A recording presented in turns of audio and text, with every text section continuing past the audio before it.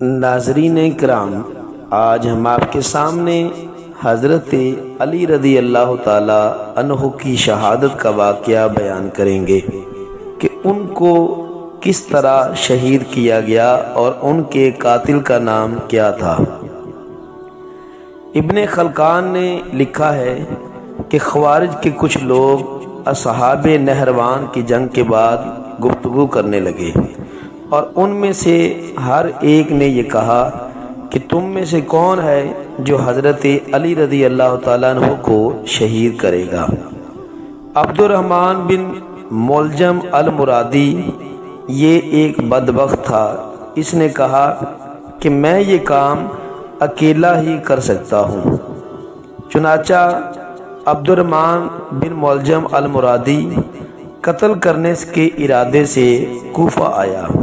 اچانک اس کی ملاقات قطام نامی ایک عورت سے کوفہ میں ہوئی، جس کے باپ اور بھائی کو نہروان کی جنگ میں حضرت علی رضی اللہ تعالیٰ عنہ نے قتل کیا تھا۔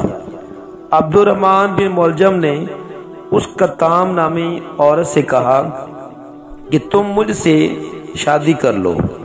عورت نے جواب دیا کہ میں تم سے چند شرائط پر نکاح کر سکتی ہوں۔ پہلی شرط یہ ہے